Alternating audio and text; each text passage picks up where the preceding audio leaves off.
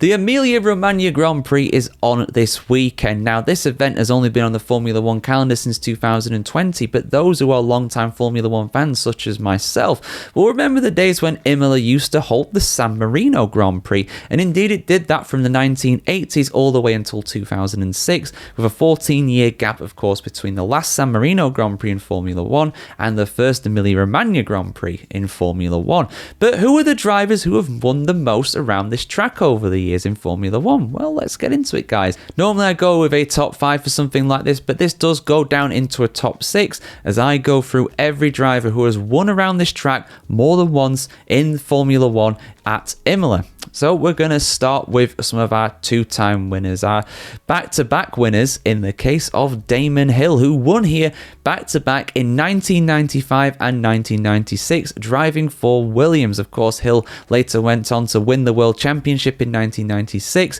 1995, he was challenging for the championship with a certain Michael Schumacher. More on him very soon. But unfortunately, yeah, that was not a particularly great year for Damon Hill. He made a few key errors in 95, I do remember. Interestingly, Williams do hold the joint most wins around this track in the Formula 1 era with Ferrari. They both got 8 wins around here back in the day, and Hill contributing 2 of those.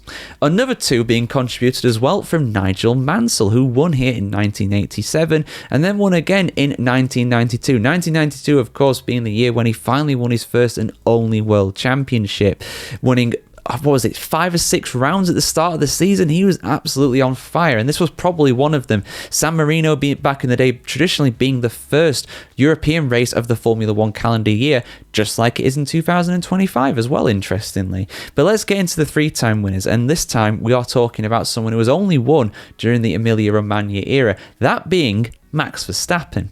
Max Verstappen has won here 3 times, despite only racing on 4 occasions. I'm willing to bet that if we had a race in 2023 as well, he probably would have won in that year, of course, as well. But of course, we saw some devastating floods hit this part of Italy, and of course, the race was totally understandably cancelled in those very difficult circumstances. But yeah, he's won around here in 2021 when we had a great duel between Max Verstappen and Sir Lewis Hamilton in general throughout that season. But that was really the first flashpoint between the two of them as they collided going over the first chicane, I do remember, in very tricky, wet conditions indeed.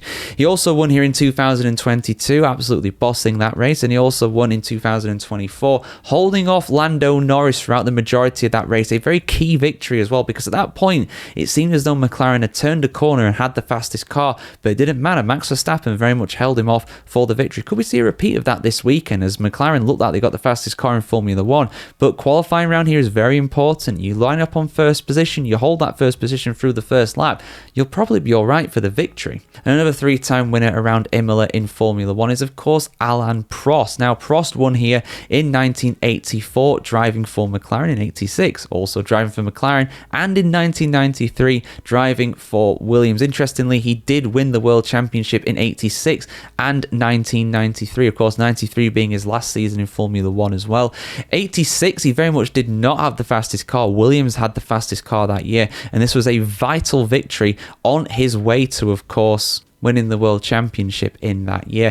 1985 was a crazy race as well. Alain Prost was in the contention for the victory that day, but everybody ran out of fuel. Go check. I might do that as a retrospective, actually. It's 40 years since that happened. I might do that for you guys. Let me know in the comments below if you want to see that. But yeah, the race where everybody ran out of fuel, 1985 San Marino Grand Prix. And Alain Prost could have won that. And also who could have won that as well was Ayrton Senna, another 3-time winner around this track. Didn't win until 1988 for McLaren. A very controversial victory, of course. What was it, 1989? I know it was one of them two in San Marino anyway, where Alain Prost and Ayrton Senna very much came to blows. They didn't collide out on track, but they had a gentleman's agreement that Prost claims Senna broke, and Senna claims that, well, that agreement was no longer null and void because we had a restart for that one.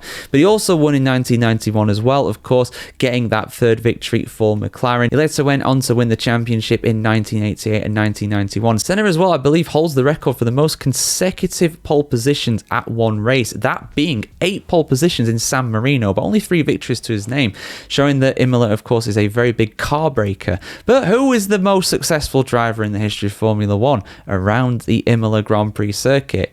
It can't be anybody else. You already know the answer. I mentioned him right at the start. It's Michael Schumacher. Schumacher has, believe it or not, 7 victories around San Marino. The guy was absolutely unstoppable around here. And he came close on a number of different occasions as well. He won here in 1994, of course, the very tragic and ill-fated 1994 San Marino Grand Prix. He won that at a canter.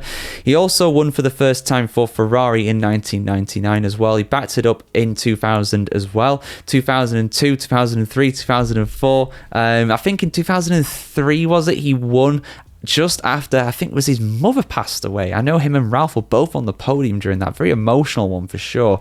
And he also won in 2006 as well, in his final full Formula 1 season before his first retirement.